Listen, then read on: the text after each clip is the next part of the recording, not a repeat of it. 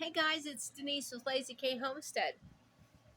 Well, I'm going to do a short little video here of seed saving and how important it is to order your seeds if you don't have seeds that you need to save. But we are in September, and I think it's really important to go ahead and order your seeds from next year.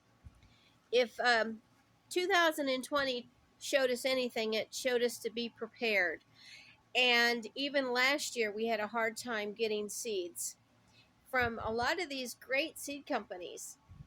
And these are just a few that we order from. Uh, a lot of them have a great selection of heirlooms and some hybrids, but I think heirlooms is very important because you can save those seeds from year to year, and it's really easy to do.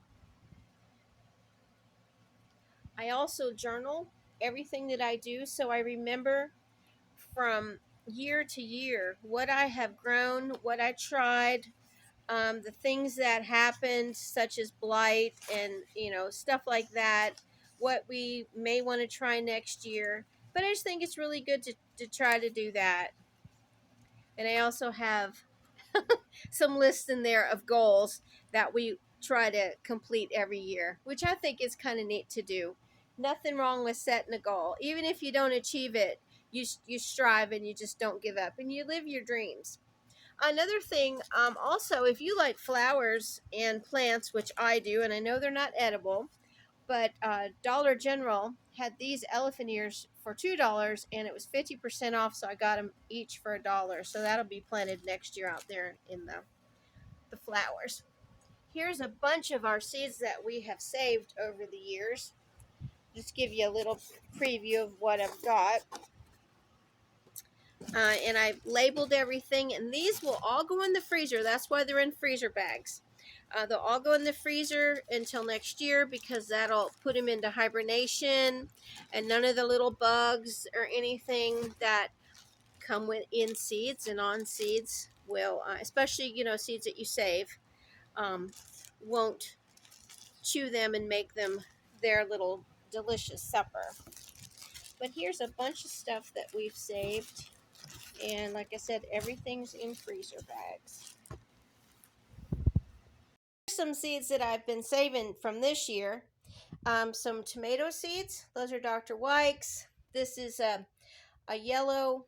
We didn't know what this was, but it's a yellow square shaped, almost like and a red one too, almost like an ox heart. But we didn't plant any, so we don't know what that was. But we wanted to save those seeds and see what happened from next year. For next year, this is cantaloupe, moon and stars watermelon, some more tomato, and I've got it written down here, and I think it blurred.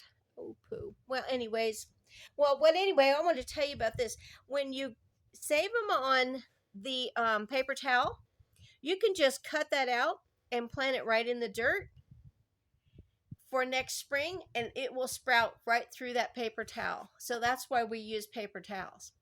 And I have it on a screen in here on the bed in the back bedroom because it stays really hot in here. I don't have the AC on back here. So they dry really well. And again, these guys will all go in the freezer when everybody's good and dry. So what I wanted to kind of say to everybody was seed saving is really easy. I mean, you can just dig out the seeds from your tomatoes and your peppers. A lot of times the ones that we grow at the store, we don't know if they're hybrids or not, so they may not come back the next year. But if you've gotten them from your farmer's market or you grew them yourself and you know they're heirloom, you know they'll come back. And you just save them. You don't have to save hundreds, but if you do, you can always share with your neighbor. So this is corn that we were able to save. You guys know an oak tree fell in our corn patch, so we didn't have a whole lot to harvest. It smashed a bunch. But you can see how it's dried. This is peaches and cream and golden queen, and this is a golden queen. So you just let it dry, and then once it gets really, and this is kind of sticking on there, but once it does dry well, you just kind of go like this with your thumb, and it'll come off. You see, it's a little bit, yeah. See, there's one that just came off.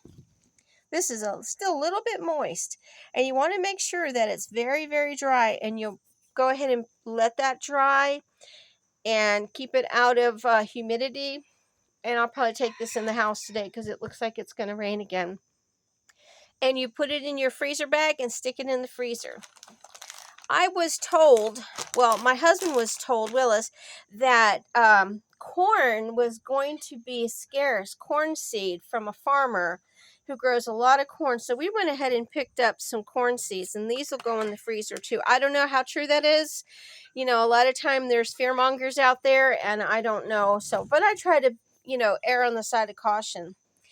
This is that hickory cane corn that we had grown, and it was so beautiful, and it's for milling for cornmeal. And I only have a few that made it. There may be a couple more out there. I haven't. Willis said he thought might be, but the oak tree that came down just smashed them. But I do have. Look at all those seeds that I'll be able to grow. And then I picked up this hickory king white corn, which is also a field corn that you make cornmeal out of. And I just wanted to show you, here's some beans that I saved from last year. These are, let's see, I think these are dragon tongue. I may be wrong. I see the label has fallen off. But anyways, you see how great they look? I took them out to show you. I had them in the freezer in a bag, but I just put them in this ball jar just to show you how nice they looked. But what I'm telling you is, hold on one sec. If you don't put them in the freezer, there are little bugs, because these have all been outside. Even when you buy dried beans, there's not bugs in them that I know of, but they are dirty. But you see that little hole right there, that little white speck? That's where little bugs like to go in and start munching away, and they will actually eat the entire bean out. And then you don't have any bean seed for next year. So keep them in the freezer. If you can do that, that would be great. You don't have to save as many as we do, or you can save as many or more. It's just a neat way to be self-sufficient, a neat way to help your neighbor. And I just think it's the way to go for us to be smart and not knowing what's going to happen tomorrow in the world, not just in the United States where I live, but we need to be prepared. So y'all have a great day. Lazy K Homestead here, and we'll be back soon. Bye.